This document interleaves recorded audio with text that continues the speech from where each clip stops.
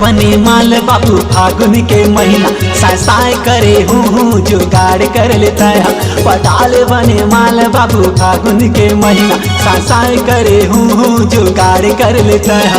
फागुन के मजा तय उड़ा ले, पटाल बने माल बाबू फागुन के महीना, साय करे हूँ जुगाड़ कर लेता है। पटाल बने माल बाबू फागुन के महीना, साय करे हूँ जुगाड़ कर लेता है।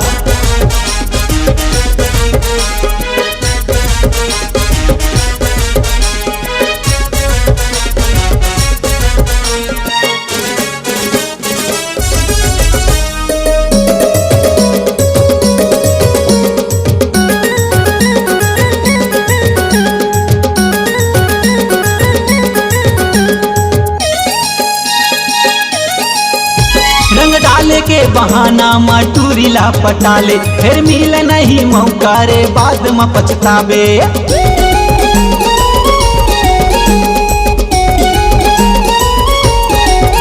रंग डाले के बहाना मटूरीला पटाले, फिर मिल नहीं मौका रे बाद में पछतावे। फिर मिल नहीं मौका रे बाद में पछतावे। कैसे रुपेश, कैसे सुस्त बैठे तुर हूँ, काम नहीं करे का?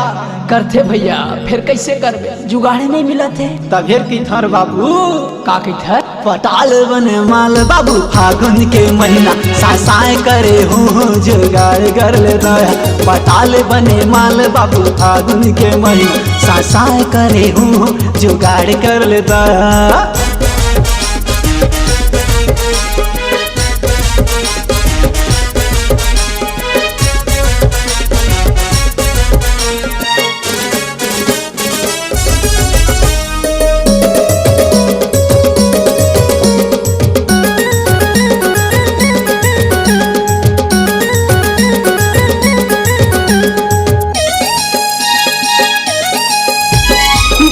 महीना महुली एक बेरे आथे, गोरी नारी टूरिल देख के जीव हलल चाथे।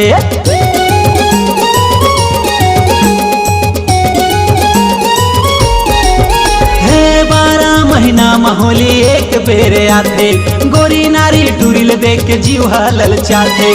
गोरी नारी टूरिल देख के जीव हलल चाथे। ए भैया त काय हो गई थजगा, मोर समझ में नहीं आवे। हूँ यानी दिल रे दिल, मोर दिल है फागुन के महीना में साय करे लगते। अच्छा, पटाल बने माल बाबू फागुन के महीना, साय करे हूँ जुगाड़ कर लेता है। पटाल बने माल बाबू फागुन के महीना, साय करे हूँ जुगाड़ कर लेता है। फागुन के मजा तय उड़ा ले, पटाल बने माल बाबू फागुन के महीना, साय करे हूँ जुगाड़ कर लेता है। पटाल बने माल बाबू फागुन के महीना, साय करे हूँ जुगाड़ कर लेता है। पटाल बने माल बाबू फागुन के महीना, साय करे हूँ जुगाड़ कर लेता है। पटाल बने माल बाबू फागुन के महीना, साय करे हूँ जुगाड़ कर लेता है।